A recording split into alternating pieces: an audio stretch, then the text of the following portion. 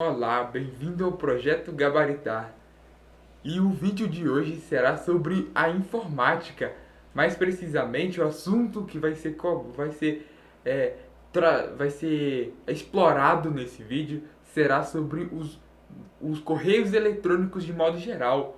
Mais precisamente, eu vou fazer esmiuçar, dar detalhes sobre o cliente de e-mail e sobre o web-mail. Mas, de maneira mais ampla, o que faz um correio eletrônico? O correio eletrônico é responsável pela evolução daquela famosa passagem de mensagem através das cartas. Antigamente era utilizado cartas para se comunicar dentro, para emitir informações e para fazer comunicações. As cartas eram feitas do modo físico e aí eram enviadas em correios e chegavam aos seus destinatários. Foi evoluindo e conforme a evolução das máquinas e as tecnologias foram surgindo, despontando. Dessa forma, essa metodologia tornou-se ultrapassada. A tecnologia abraçou essa função. Então, os correios eletrônicos eles mandam mensagens, são ferramentas, ou seja, programas ou aplicativos ou mesmo endereços na internet que fazem o papel, que cumprem a função de enviar mensagens eletrônicas. Além disso, eles ainda foram além de fazer o trabalho que os correios, que as cartas faziam antigamente, que as cartas postais, as mensagens faziam antigamente. Também eles exploraram novas tecnologias, por exemplo, acrescentando calendário, acrescentando outras facilidades ao usuário, loja virtual, entre outros aspectos.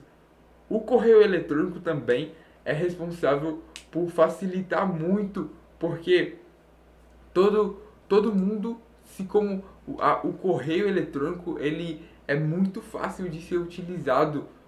Por exemplo, todo aplicativo, todo celular atual possui o acesso a correio eletrônico, ainda que seja por parte somente do webmail. Isso também é classificado como correio eletrônico. As mensagens elas ficaram muito facilitadas, mas para me identificar na internet, antigamente era utilizado o endereço normal para localizar um destinatário, mas na internet é diferente. Então precisamos de um endereço do próprio correio eletrônico. Esse endereço ele tem algumas peculiaridades. Não é de qualquer forma que ele é produzido. Ele possui certas definições e certas características que não permitem a presença de alguns caracteres. Aqui, a acentuação não é permitida no endereço e esse endereço é utilizado para identificar e individualizar uma pessoa ou uma organização dentro do sistema do correio eletrônico. Para mim, como eu vou assegurar que a mensagem vai chegar ao destinatário? Eu preciso de um endereço, assim como o endereço físico, o endereço de rua ou o nome da pessoa. Portanto, eu preciso de verificar e padronizar um nome para um endereço para que eu consiga ter acesso, universalizar o envio de e-mails. Por exemplo, do webmail eu posso enviar um e-mail para um, um cliente de e-mail e vice-versa. Para isso eu preciso de uma padronização de endereço. E aconteceu isso. E é o que eu estou dizendo a vocês. Os e-mails eles não podem ser, os endereços eles são compostos de uma parte inicial que é de escolha da pessoa, um arroba, e outra parte, essa segunda parte seria o provedor do e-mail. E essa segunda parte ela se assemelha muito ao endereço de algum site na internet, podendo ter .com.br, podendo ter .aluno.gov.mil, .net, diversos tipos mecanismos, diversos tipos de variações dessa segunda parte. Agora, e também os provedores eles podem ser o Gmail, Yahoo, Outlook, Hotmail, entre outros. Agora, o que não é permitido, o que não é permitido nesses endereços é colocar caracteres com acentuação, nem mesmo colocar caracteres proibidos que seria que eu vou adicionar na tela.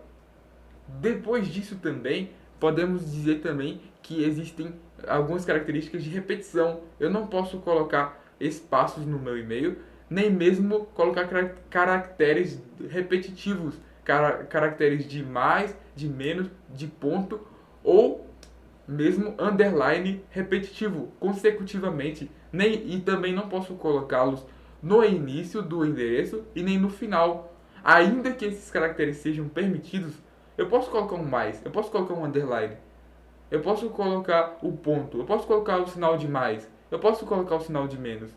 Mas eu tenho que tomar cuidado para que esses símbolos não venham a se repetir e nem fiquem inseridos, nem sejam inseridos no início do meu e-mail e nem no final do meu e-mail. Essa é a única coisa que eu preciso de ter cuidado.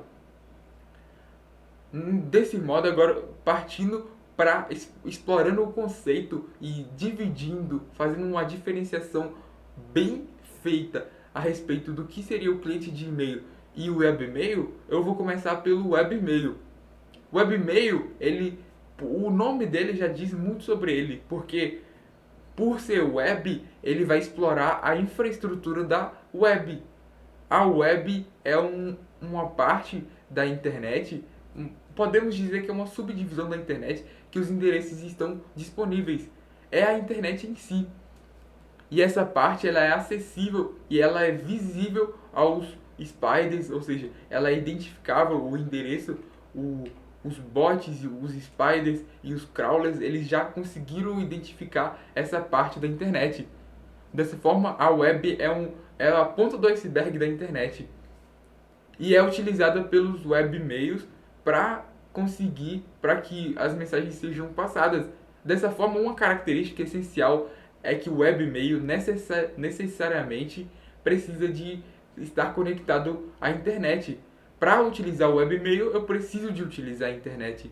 Outra característica pontual dele é que ele é gratuito, embora eles possuam uma capacidade de armazenamento diferente. E como é armazenado os e-mails? Como os e-mails são armazenados nessa estrutura? O webmail permite que todas as mensagens sejam armazenadas num servidor. Ou seja, não vai poupar o espaço da sua máquina, de armazenamento da sua máquina. O seu hardware, o seu HD, o seu SSD vai ser economizado dessa forma. Por conta da terceirização do armazenamento. Ele é armazenado virtualmente. Você contrata uma máquina virtual, ainda que seja gratuito, você vai colocar os seus e-mails lá. Portanto, você percebe aí uma falha na segurança.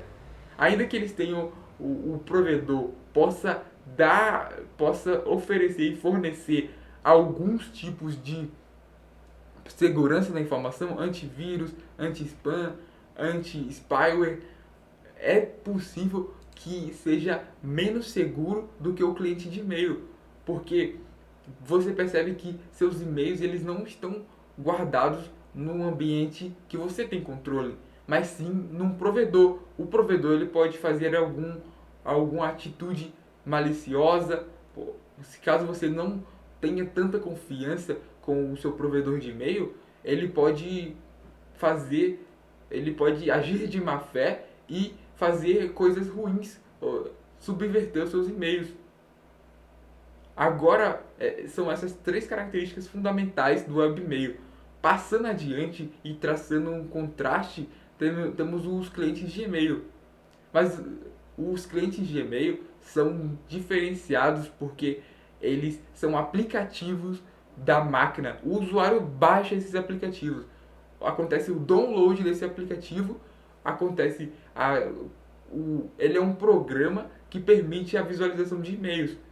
Um programa que se utiliza de protocolos. Protocolos esses que, na sua maioria das vezes, na grande parte, eles são utilizados lá no nível da camada de aplicação, a camada de aplicação que contém esses protocolos utilizados pelo, pelo o cliente de e-mail.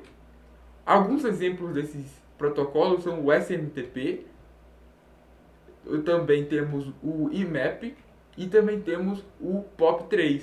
O POP3 seria um tipo de protocolo utilizado para você para você receber as mensagens, mas descarregando elas do servidor, pegando elas do servidor, as mensagens são transferidas de maneira integral do servidor para a sua máquina.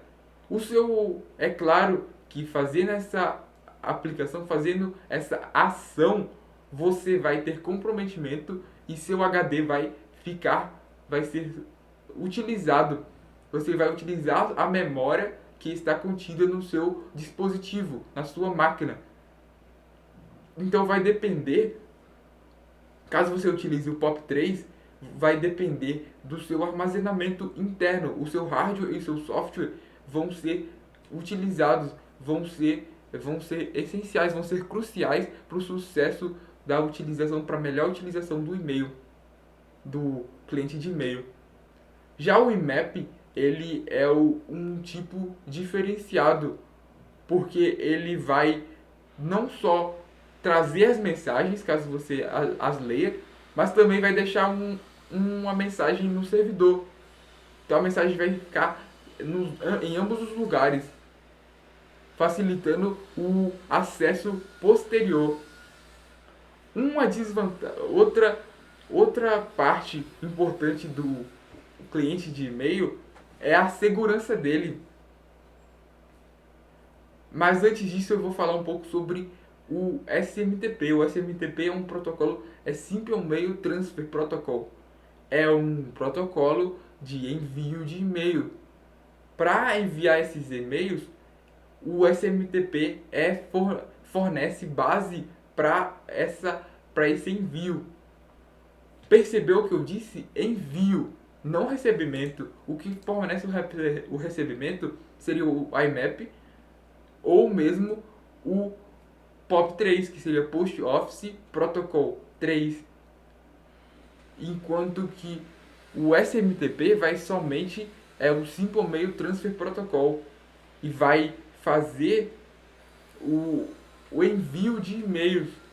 É uma estrutura bem complexa. Algumas questões, inclusive da CESP, vão dizer que esse mesmo protocolo vai poder ser útil tanto para o envio quanto para o recebimento, porque eles vão incluir no raciocínio deles a parte da cada etapa de envio do e-mail.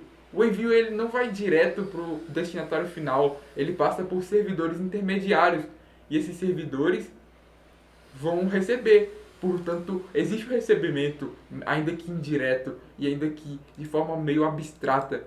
Então, existe o recebimento, são os agentes de transferência e também os agentes de deposição, os agentes de encaminhamento, de entrega desses e-mails.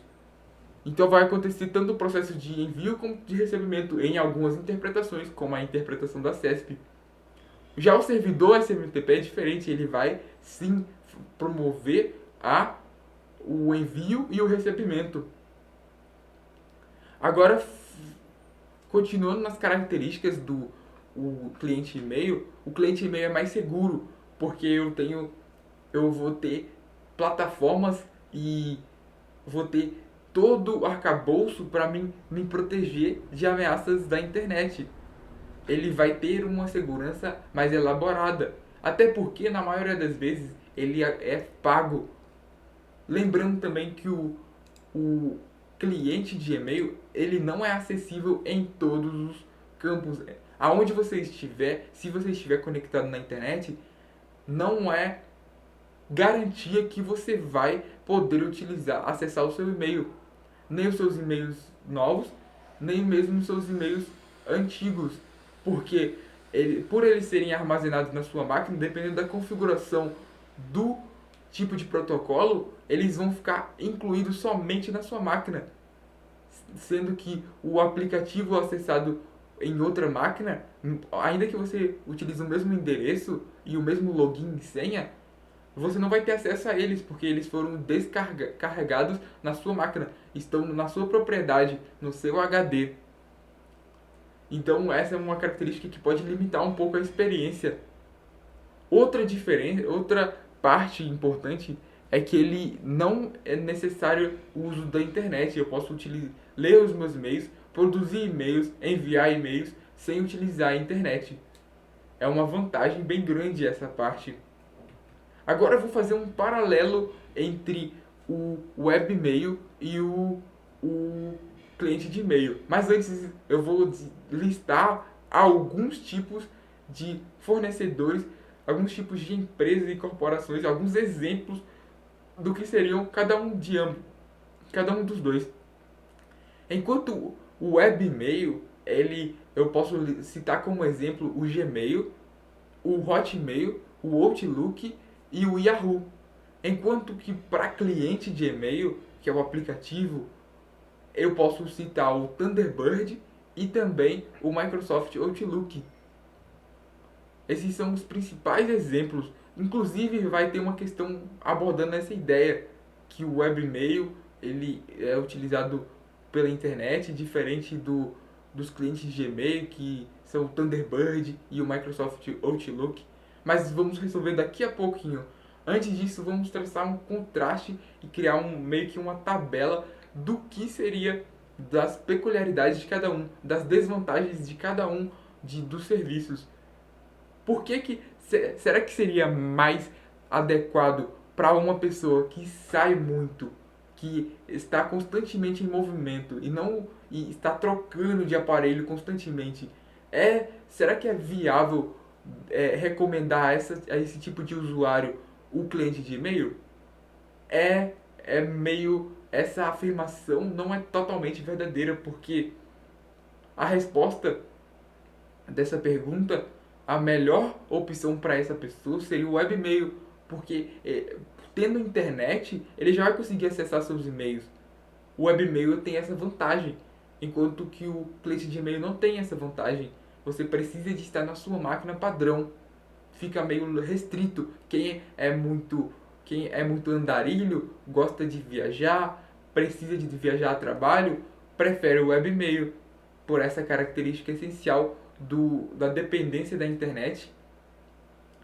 Corporações também costumam preferir o webmail por ele ser gratuito. O webmail é gratuito até certo ponto. O seu armazenamento, quando você estoura o armazenamento, é claro que vai ser pago para você armazenar mais coisas no servidor. Mas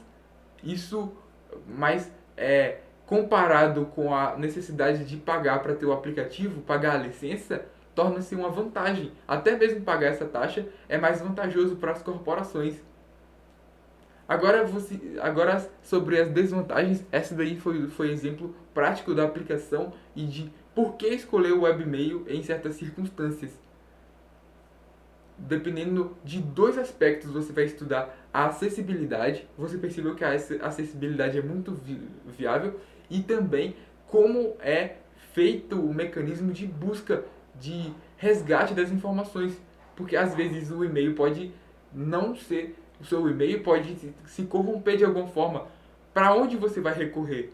Existe diferença entre os dois. No webmail, você vai recorrer ao provedor. Já no Google, no projeto e no cliente de e-mail, você vai recorrer à sua máquina, tendo a ajuda de um tipo de aplicação que é especializada em resgate de dados, que seria as plataformas on-track. Essa é outra diferença essencial que contrasta, que é bem marcante entre os dois.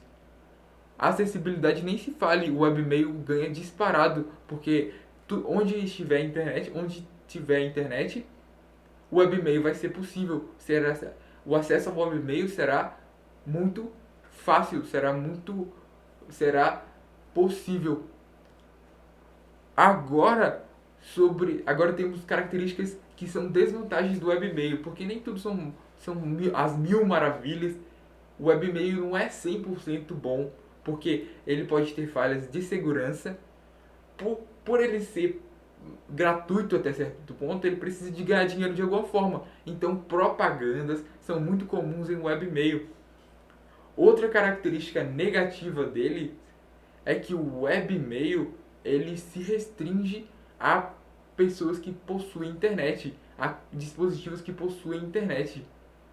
Pode ser uma vantagem para quem é muito andarilho, mas pode ser uma desvantagem, porque nem todos os lugares a internet alcança. Ainda que estejamos em um mundo que está em constante alteração e adaptação, pode ser que em alguns lugares não exista internet, acesso à internet. Outra característica é a dependência do servidor. O servidor você vai ter, caso haja perda de dados, você vai ter que reclamar com o servidor. E o servidor pode não ser muito amigável para resgatar os seus e-mails perdidos. Agora, as desvantagens do cliente de e-mail. O cliente de e-mail, por sua vez, possui desvantagens quanto à atualização. Você precisa de constantemente estar atualizando o seu cliente de e-mail, porque afinal é um aplicativo e aplicativos têm novas versões mais poderosas, e também por serem mais poderosas e trazerem novidades, é claro que o espaço no disco e o recurso computacional para rodar essa aplicação tende a aumentar cada vez mais. Por isso, essa pode ser considerada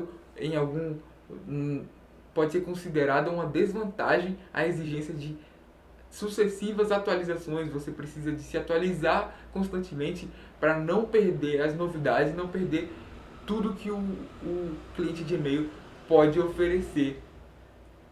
Outra desvantagem do cliente de e-mail seria a capacidade, a limitação física, a limitação geográfica. O aplicativo de e-mail precisa de o aplicativo de e-mail vai depender do seu dispositivo. Então, se houver alguma falha de hardware e software, você está lascado praticamente, porque você não pode recorrer a servidor, a provedor, mas sim somente a sua máquina e algum dispositivo de resgate. Vai ficar mais o suporte, digamos assim, o suporte terá uma qualidade prejudicada. A qualidade do suporte será inferior.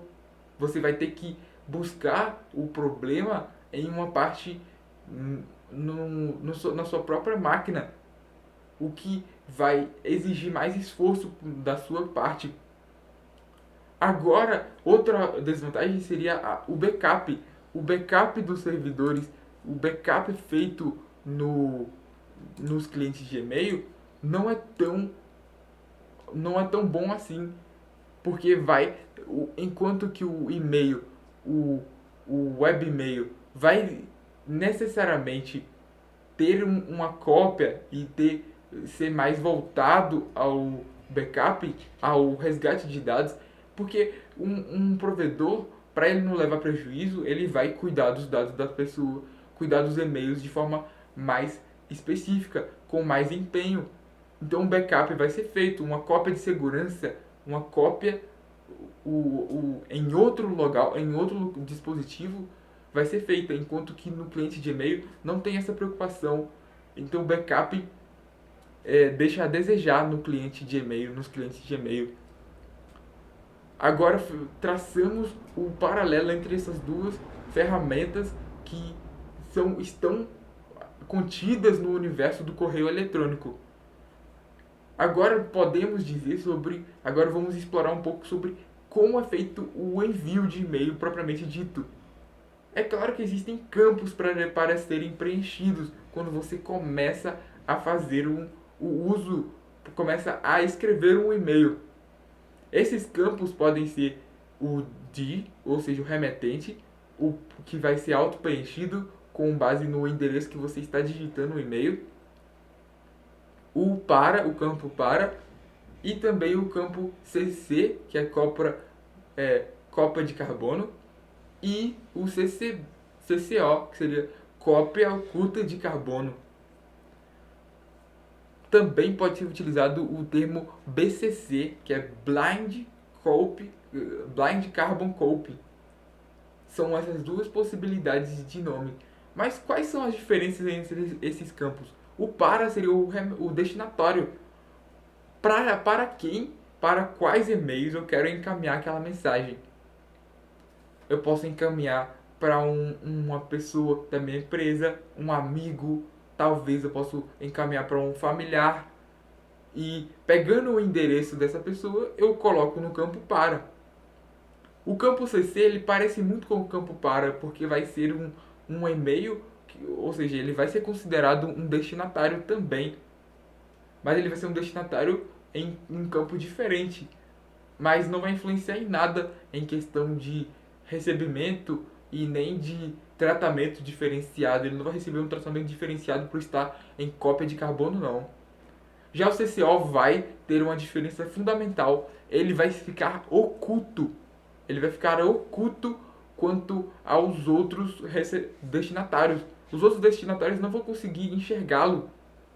Vai chegar um e-mail para mim, se eu estiver relacionado à cópia oculta de carbono, eu vou conseguir visualizar os outros destinatários, exceto aqueles que estiverem também em cópia oculta, e também eu vou conseguir visualizar o destinatário do campo para e do campo CC.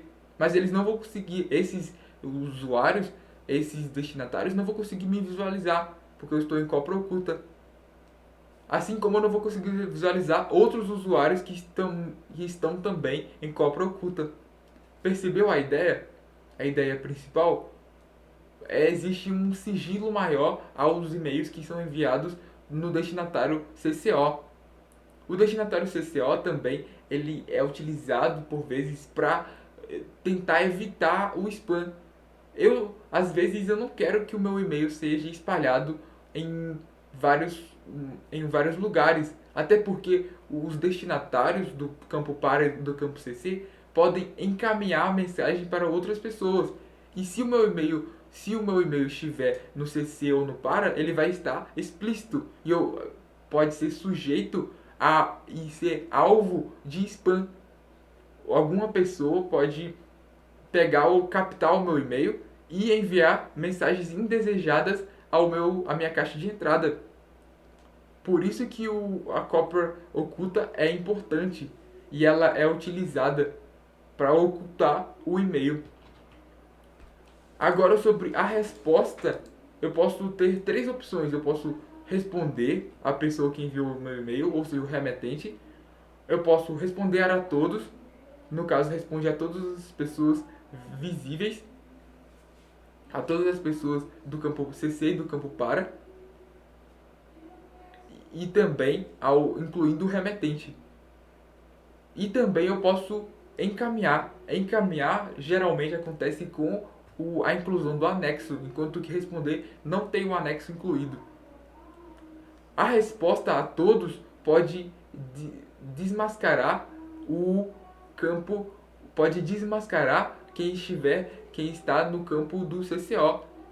Quando alguém do campo CCO responde a mensagem, ele vai responder a mensagem a sua resposta vai ser encaminhada, vai ser enviada aos destinatários listados no campo CC e no campo para e no remetente, sendo que todos esses endereços eles vão tomar conhecimento de que foi enviado sim, porque se ele respondeu quer dizer que foi enviado a ele o e-mail que deu a possibilidade de ter uma resposta. Dessa forma vai ser sugestivo por raciocínio lógico que ele foi um dos destinatários do e-mail, um destinatário oculto.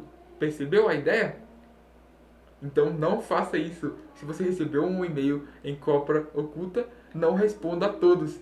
Responda somente ao remetente. Essa daí foi uma breve explanação sobre como é utilizado o e-mail de forma geral. Agora vamos fazer alguns exercícios sobre o e-mail. Eu vou pegar o celular aqui para verificar as questões. As questões vão aparecer na sua tela. Ó, a primeira questão. Webmail são programas de correio eletrônico destinados a acessar via web contas de e-mail que não podem ser acessadas por outros clientes de e-mail baseados em web. Os webmails sim são programas de correio eletrônico, como eu disse no início da aula, mas não, eles não possuem essa necessidade, quer dizer, apesar de ser a web o lugar tradicional de acesso a eles, pode haver sim conexão a partir do uso direto do protocolo. Porque o que acontece?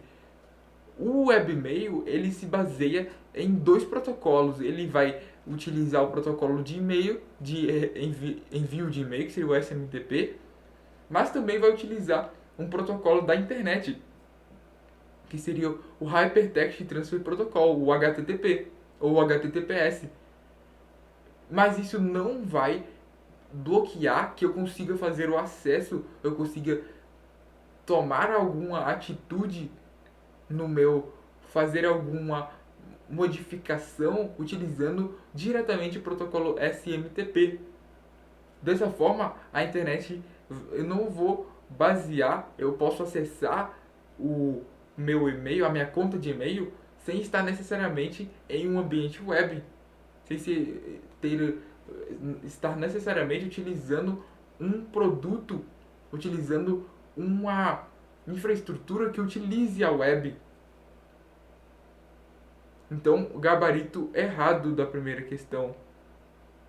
Agora, a segunda questão. O webmail é um serviço que permite o acesso a e-mails a partir de qualquer computador conectado à internet. Sim, usando-se um navegador apropriado como Opera, Firefox, Mozilla e Microsoft Internet Explorer, em vez de usar um programa específico de leitura de e-mails, tal como Thunderbird e Microsoft Outlook Express. Certíssimo essa questão. O webmail sim, ele precisa da internet e ele vai utilizar os navegadores mais apropriados. Navegadores como o Google, o Edge, o Microsoft, o Outlook, o Microsoft Internet Explorer. Todos esses navegadores possuem características que são melhor exploradas na aula de navegadores que está disponível no card. Caso você tenha interesse para complementar essa aula, veja a aula de navegadores também. Os navegadores, eles possuem essa recepção ao webmail.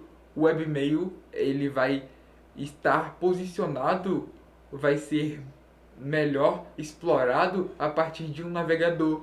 O navegador ele vai intermediar o seu acesso à internet de uma maneira geral.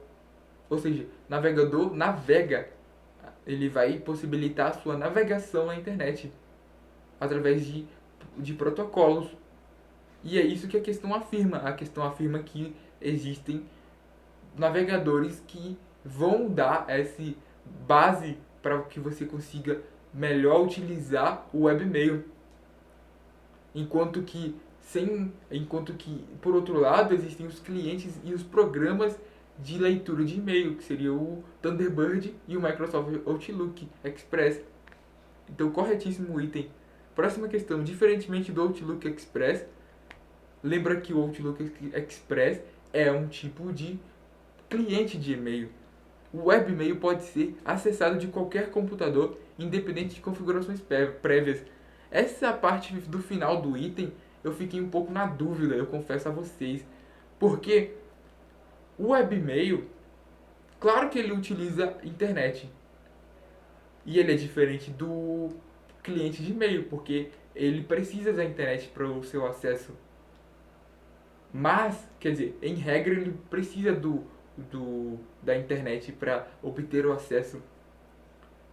Entretanto, independente de configurações prévias, deixou meio aberto, porque é claro que algumas configurações devem ser realizadas. A própria internet, configurar a própria internet precisa de ser feito, configurar o navegador, mas aqui a CESP, creio eu, que ela queira dizer que, comparado com o cliente de e-mail, as configurações prévias elas são muito menores. Eu não preciso de configurar espaço, não preciso de configurar a sincronia entre o cliente de e-mail e o meu dispositivo de armazenamento, porque eu não vou utilizar o meu armazenamento físico que eu tenho, mas sim do servidor. Eu não preciso de configurar outras coisas, como o protocolo que eu vou utilizar para recebimento de mensagem, se o IMAP ou se o POP3. Eu não preciso de verificar essas configurações, então existe até uma lógica nesse item, em considerar esse item certo, e é o que a banca considerou. Próxima questão: para entregar mensagens no sistema de correio eletrônico deve-se utilizar de um endereçamento com endereços exclusivos. Sim, porque não pode ter endereço repetido, porque senão a mensagem vai ser enviada a duas pessoas diferentes que tenham o mesmo e-mail, e essa exclusividade deve ser feita. Inclusive, quando você vai criar um webmail, vai criar um tipo de endereço de e-mail, independente do fornecedor, ele vai verificar numa lista que eles têm, num sistema, vai cruzar e vai verificar se não há outro semelhante, outro endereço igual, porque se existir, ele não vai permitir que você crie a sua conta. Agora, na internet, um exemplo de endereço de correio eletrônico é www.gmail.com. Errado, porque, primeiro, que não tem a parte fundamental, que seria o arroba. O arroba tem a mesma característica, ele vem do inglês e sim, significa, a tradução dele seria at, é a abreviação de at. At no inglês é a palavra no ou em, é a preposição no ou em. Então, quer dizer que o meu nome, que eu vou definir, está no provedor de e-mail que é de minha preferência também, que eu vou armazenar o meu endereço de e-mail, que eu vou prestar, qual provedor de e-mail que eu vou confiar para que os meus e-mails sejam guardados. É isso que eu vou escolher, selecionando qual plataforma. Pode ser Gmail, pode ser Yahoo, pode ser Hotmail, Outlook, entre outros. Mas há essa exigência de colocar o arroba. E outro fato, como eu disse, existem regrinhas específicas. Eu posso colocar o mais, o menos, o ponto e o underline? Sim, mas não repetidamente e nem no início nem no final do endereço. São algumas regrinhas do endereço de e-mail que precisam de ser verificadas para a criação. Agora, a quinta questão: um programa de correio eletrônico via web é uma opção viável para usuários que estejam longe de seu computador pessoal. Sim, eu disse a vocês que o webmail permite uma flexibilidade geográfica maior, porque eu não dependo da minha máquina, não está incluído, eu não vou ficar restrito à minha máquina. A partir de qualquer outro computador no mundo, o usuário pode, via internet, acessar a caixa de correio armazenada no próprio computador do cliente remoto e visualizar eventuais novas mensagens. A primeira parte está certa, mas a segunda está errada. Porque verificar as mensagens antigas pode ser que não. Porque depende de qual tipo de endereço, qual tipo de protocolo que eu vou utilizar, que o webmail utiliza. Pode ser o IMAP ou o POP3. Dependendo do tipo, eu não vou conseguir acessar as mensagens antigas, porque mensagens antigas podem ser descarregadas e E eu não vou ter acesso remoto também. Outro erro do item é que eu não vou ter acesso remoto ao meu computador, mas sim somente ao servidor, porque todas as mensagens vão estar centralizadas no servidor. Então aquelas que eu baixei, que eu tirei desse servidor, eu não vou conseguir visualizar, a menos que eu tenha que eu utilize o protocolo IMAP para isso ou faça alguma configuração. Então é errado o item. Faltam duas questões, então estamos quase terminando, galera. Aqui, próxima questão, a sexta questão. Para se acessar em, para se acessar em mensagens recebidas por correio eletrônico pela internet, deve-se necessariamente utilizar um navegador web. Necessariamente não, na verdade, não é verdadeiro esse item, porque não é uma obrigatoriedade de utilizar o cliente de e-mail para a internet. Utilizar um navegador web não é uma condição necessária. Lembra que o item ele diz necessariamente, se ele falasse que podia usar o navegador web, estaria correto o item. Mas ele falou necessariamente, ele deu uma obrigação, deu um comando autoritário. Sendo esse comando autoritário, o item ficou equivocado, porque restringiu o campo, deu uma exigência, praticamente uma ordem, ordenou que, como condição essencial, a utilização de navegador web, sendo que não, eu posso acessar diretamente pelos protocolos, e os protocolos não utilizam o navegador web, embora seja... Lembrando também que o correio eletrônico que utiliza a internet não pode ser o cliente de e-mail. O cliente de e-mail pode utilizar a internet. E isso invalida o item também, porque eu posso utilizar direto o aplicativo para isso. Porque ele não restringiu ao correio eletrônico do tipo webmail. Lembrando também, essa questão deu uma brecha para dizer um pouco sobre as caixas que são elencadas em cada e-mail. Existe a caixa de entrada, os rascunhos, a caixa de saída, as mensagens, os spams, a lixeira do webmail também é feita. Essas caixas, elas cada uma tem sua característica. Lembrando que em alguns momentos essa caixa pode ter filtros. Por exemplo, eu posso favoritar alguns e-mails, deixar eles marcados como importantes. Possuem várias ferramentas que cada cliente de e-mail, cada webmail vai disponibilizar de maneira diferente. Mas o fato que eu quero apresentar a vocês seria principalmente a questão da caixa de entrada. Qual a serventia da caixa de entrada? É para acolher os e-mails que chegam. A caixa de saída é o e-mail que está prestes a sair, mas que por alguma lentidão de internet ele não pode sair, não pode ser enviado ainda que esteja tudo ok para o seu envio. O rascunho são as mensagens que você começou a escrever, ainda que não completa, não com a completude não esteja finalizada integralmente, o e-mail vai guardar um rascunho. Quando você vai fazer uma música ou fazer um desenho, você faz geralmente rascunho, que é o desenho incompleto que pode ser jogado na lixeira, pode nem ser enviado. Então é a mesma lógica. O rascunho ele pode nem ser aproveitado no futuro, mas ele vai ser meio que um backup para mim salvar o meu processo de criação do e-mail.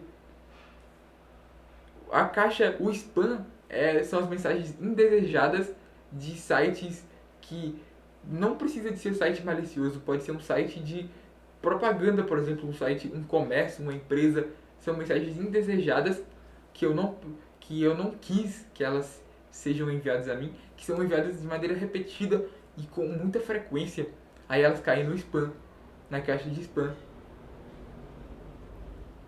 Agora eu vou avançar na questão, para a última questão. A utilização de correio eletrônico pela internet deve ser feita com restrições, visto que a entrega de mensagens aos destinatários não é totalmente garantida. Essa questão eu fiquei um pouco com o pé atrás e realmente eu observei os comentários e existiram muitas reclamações a respeito desse item.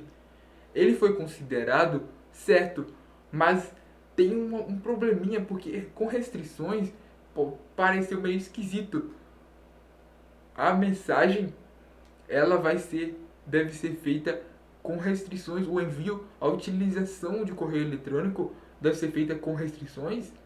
Não é. O webmail é o tipo de programa, o tipo de correio eletrônico que fornece maior liberdade ao usuário. Eu posso enviar e-mail daqui de casa, eu posso enviar de outro lugar, de um shopping, por exemplo.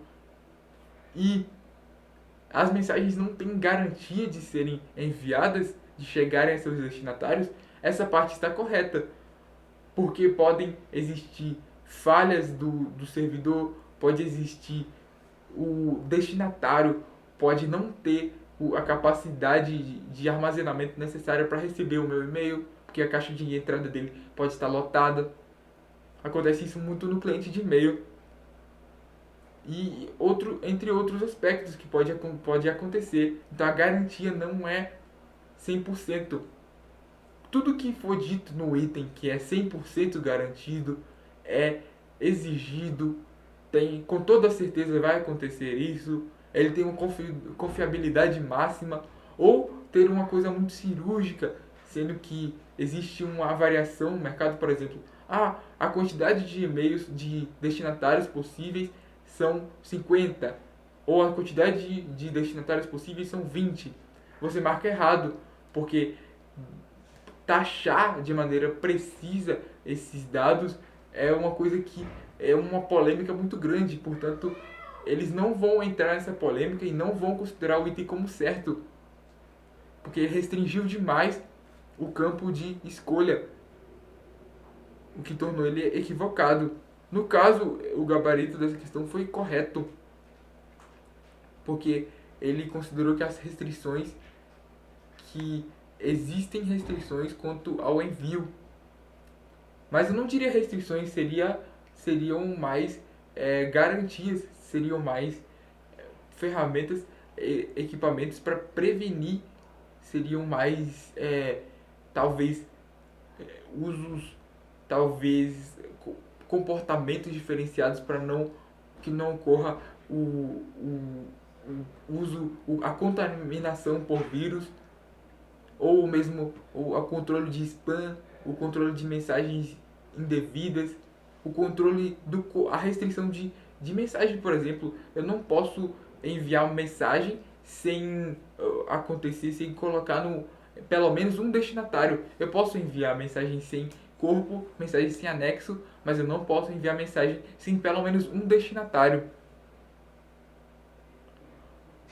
Agora, sobre os tipos de e-mail, eu só vou dar uma breve alongada no conteúdo. Já terminamos as questões, mas tem mais 3 características que eu queria demonstrar, que seriam os 3 tipos de